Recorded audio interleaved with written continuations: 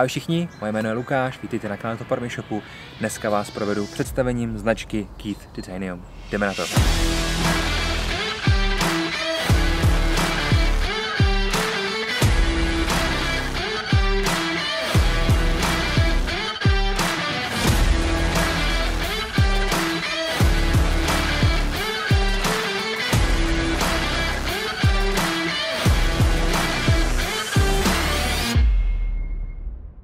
Věřím, že jste zaregistrovali přidání téhle značky, už jsem na to dělal i nějaký videa, měl jsem takovou tu flašku, kterou jsem měl s sebou i v Rakousku.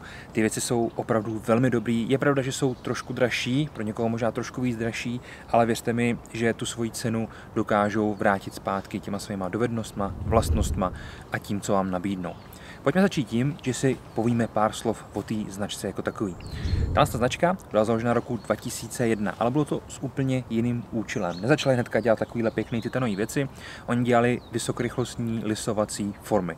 Právě z titanu, což je super, jelikož ten titan už tak nějak měli v ruce a pak se mohli vrhnout do výroby z těch pěkných věcí. No, nicméně po 4 letech začali s první tvorbou titanových produktů, právě jako je podobných takovejhlech, a jejich první produkt byl lahev, podobná jako je tato, trošku větší, 900 ml, tam to má nějakých 550 ml. No a tato lahev samozřejmě měla spoustu úspěchu, jelikož byla titanová, lehká, řekneme si za chvíličku, proč právě titan. A tak v tom outdoorovém světě si našla to svoje místo. Tohle to všechno proběhlo hrozně rychle, tam jde i o to, že vlastně Keith nemá ty zkušenosti jenom na tom trhu toho outdoorového nádobí, že tak řeknu. Oni dělají v chemicko-technickém průmyslu, dělají pro strojírenství, dělají pro letectví a pro další různé obory, takže tohle je pro ně taková, dejme tomu, zábava. Zkrátka je to baví, tak to dělají a na těch věcech je to opravdu vidět. Pojďme se přesunout dál, je rok 2015 a Keith vydává svůj vařič, který je komplet z titanu. Ten vařič vyhrál několik cen, no a to bylo takový to poslední, co potřebovali k tomu, aby v roce 2016 udělali prostě kompletně plošný pokrytí země, takže Asie, Severní Amerika, Evropa, zkrátka všude, kde vás napadne, aby se tyhle věci dostaly. No a ta značka vlastně dneska už vypadá tak, jak ji tady přede mnou vidíte. Proč vlastně titan? To je dobrá otázka.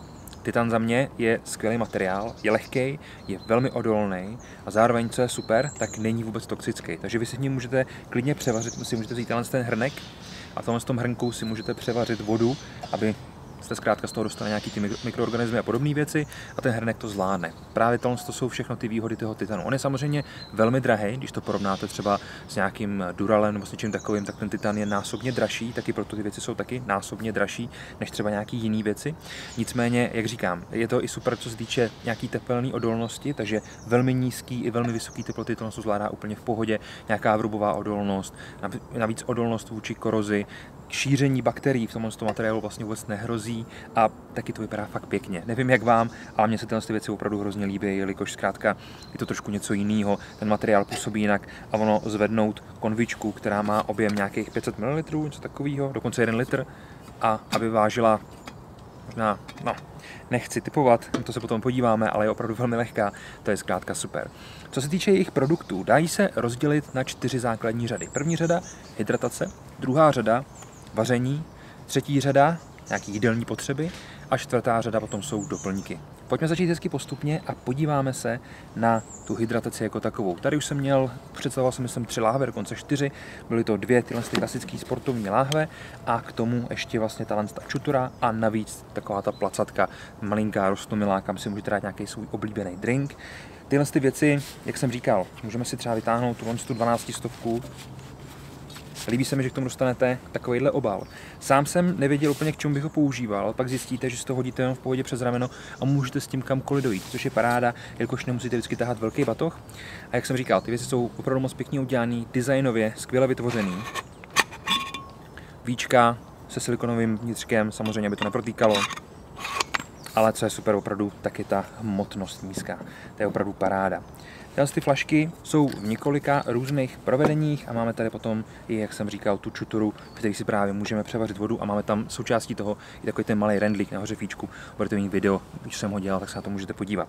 Druhá řada, jak jsem říkal, je vaření jako takový. Tady najdeme úplně všechno, co nás napadne. Od pánviček přes hrnce, multifunkční hrnce, takovýhle pěkný konvičky na čaj. Máme tam dokonce i takový ty hrnky, které mají ty inzerty, kam si můžete dát ten čaj, takový to vložný sítko, si to jenom v tom převaříte, vytáhnete ven. Mají různý takový malinký kávovary a takovéhle věci. A dokáží vám nabídnout od opravdu velkého hrnce, který má v tomto případě objem 2,5 litru, až po úplně malinký rendlík, kde si uděláte trošičku míchaných vajíček, ohřejete si v tom nějaký fazole, něco podobného a zase to sklidíte zpátky. Co je super, tak veškeré tyhle věci mají rukojeti, které se nám pak takhle složí dolů a kompletně všechno je z titanu. Není to jenom o tom, že by titanová byla ta hlavní konstrukce a tohle třeba z Duralu. Opravdu každý prvek tady je udělaný z toho titanu, což je na jednu stranu velmi zajímavý, protože s titanem se poměrně špatně pracuje. Není to úplně materiál, s kterým byste si mohli dělat, co chcete. Musíte k tomu mít dobrý nástroje, musíte k tomu mít nějaký technologický postupy a tady je vidět, že to Keith dělá už nějakých pár let, konkrétně potom 20 let a dokáže si s tím poradit. Třetí řada, jak jsem říkal, je nádobí. Tady bychom našli všechny různé příbory, ať už sporky, knorky nebo klasický takovýhle pěkný skládací příbory, kdy vlastně vy to vezmete, přeložíte, je to poloviční, pak potřebujete se najíst, rozložíte si to, pěkně se vám to zajistí v té hlavní poloze, aby se to nějakým způsobem nerozdělalo a můžete to krásně používat tak, jak potřebujete. Pak to zase jenom složíte a je to vlastně všechno poloviční. Tak samozřejmě máme tady i takovýhle misky, klasické bóly, hrnky, to je Birken klasický, ale máme tady i termohrnky, které mají třeba dvojitou konstrukci a uvnitř je vlastně vákuum a to je zase kvůli tomu, aby se v tom díl udrželo ať už studený, anebo teplý pití. K tomu potom víčka, zkrátka mají to moc pěkně udělaný. Poslední taková ta kategorie, jak jsem říkal, jsou ty vlastně ty tooly, ty doplňky, různý nářadí a tak dále. Tady bychom našli například takovýhle malinký věci, jsou to klíčenky, najdeme tam karabiny, najdeme tam stanový kolíky z titanu, které jsou lehký, velmi odolný, což je super. Máme tam třeba i takový stanový řetízky a takovéhle věci. Zkrátka spoustu produktů, na který se tady určitě můžeme těšit.